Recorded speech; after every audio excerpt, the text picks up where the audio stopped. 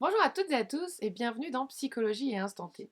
Aujourd'hui, j'inaugure avec vous ma rubrique La boîte à concepts et théories. Alors, le principe de cette rubrique est très simple. Une vidéo égale une présentation d'un concept, d'un modèle, d'une théorie, en psychologie, en psychanalyse, enfin en sciences humaines et sociales de manière générale. Alors, pour l'inauguration de cette rubrique, on va parler de la procrastination. Barbara, faut que tu fasses ta vidéo. Mhm. Bref, lui, c'est demain. Tous les trucs que j'ai à faire, je les remets à demain. Depuis 2 ans, je dois résilier l'abonnement internet de mon ancien appartement, je le remets à demain. Pareil pour le Tupperware rempli de moisies sur ma table de nuit. Ça fait 2 mois que je le remets à demain. Je suis comme ça, je remets tout à demain. Alors, la procrastination, qu'est-ce que c'est? La procrastination, c'est la tendance à ajourner, à repousser, à remettre à plus tard une action. Alors c'est l'idée d'avoir quelque chose à faire, quelque chose qu'on s'est fixé de faire, ou quelque chose qu'on nous a demandé de faire, et avoir de la peine à se lancer dans l'action, ou arrêter très vite une fois qu'on s'est lancé. Mais j'avais pas un dossier à faire, moi? Oh. Bon, allez, c'est parti. Si je choisis une petite partie de ma jungle. Juste une. Toute petite. Oh là, bon bah j'ai pas vu le temps passer. Je crois qu'il est un petit peu tard pour s'y mettre. De toute façon, je dois attendre d'avoir un meilleur logiciel pour rédiger ça avec bloc-notes. Non, vas-y, t'abuses. Allez, mets-toi-y. C'est quoi déjà le truc de la feuille blanche? Bon, laisse tomber. Je vais attendre d'être dans un meilleur état d'esprit. De toute façon, j'ai le temps, hein. C'est pour dans une semaine. Que de distractions et que d'excuses. La procrastination, elle est souvent résumée par la paresse. Moi, j'ai envie qu'on aille plus loin aujourd'hui avec ce concept. Pour moi, la procrastination est bien plus complexe qu'une simple affaire de paresse. Aussi, pourquoi est-ce que je fais cette vidéo? Eh bien, je fais cette vidéo parce que la procrastination, en toute autre chose, peut être désagréable pour la personne qui procrastine, notamment. Alors, je dis pas que c'est forcément désagréable, hein, mais je dis que ça peut l'être. C'est une position particulière. Donc, on va commencer par se poser la question suivante. Pourquoi est-ce qu'on procrastine? Alors, voici un premier élément de réponse. On procrastinerait parce que la récompense immédiate est pour notre cerveau préférable à la récompense à long terme. Et pour étayer ce propos, je voudrais évoquer la métaphore de Tim Urban, ou Tim Urban, qui est un écrivain qui se dit procrastinateur. Pour lui, on aurait en nous, dans notre cerveau, comme un petit singe qui ne vit que pour le plaisir. Ce petit singe aime prendre du bon temps en tout temps. Le petit singe, il aime ce qui est facile, il aime ce qui est agréable. Et donc, quand on est face à une tâche, ou quand on est face à des difficultés, il viendrait taper du poing en disant stop, ça suffit. Et si on faisait autre chose, quelque chose de beaucoup moins coûteux? Et justement, en termes de récompense immédiate pour le cerveau, qu'est-ce qu'on peut trouver? On peut trouver regarder son téléphone, manger quelque chose, faire une sieste, aller se doucher, n'importe quoi finalement. Certains professionnels recommandent justement de se lancer déjà, et de faire petit peu par petit peu, et à chaque fois de se récompenser, de prendre toujours un temps pour se récompenser. Maintenant, continuons de creuser si vous le voulez bien.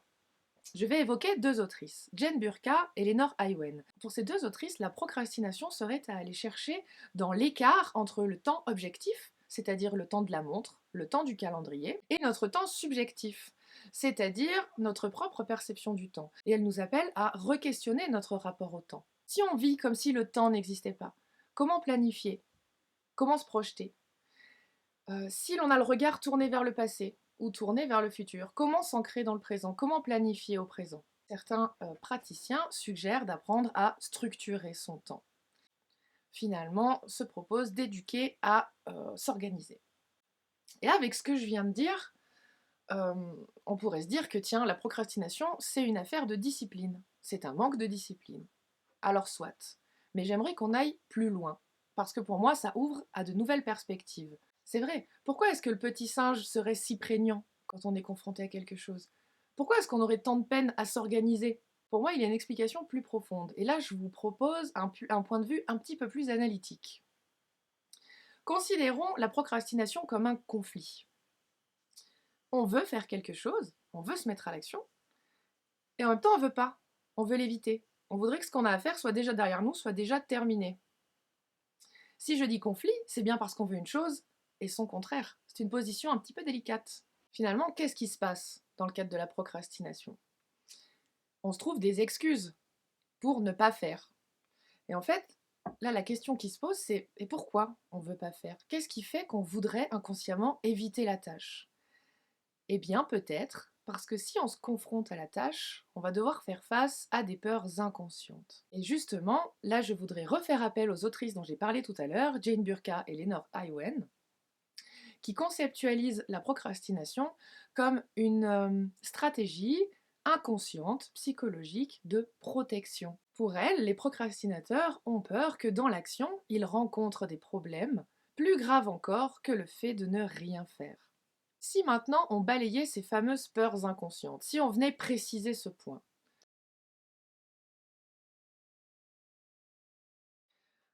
on est face à une tâche et on voudrait vraiment faire quelque chose de parfait. On voudrait faire quelque chose d'impeccable, une réalisation optimale. De ce point de vue-là, il y aurait forcément une bonne réponse, une bonne manière de faire. Et il vaudrait mieux attendre de l'avoir trouvée. Aussi, il vaudrait mieux ne rien faire que de mal faire. On serait un peu dans une idée de ma valeur dépend du rendu final, de ce que je vais faire. Ma valeur dépend de mes compétences.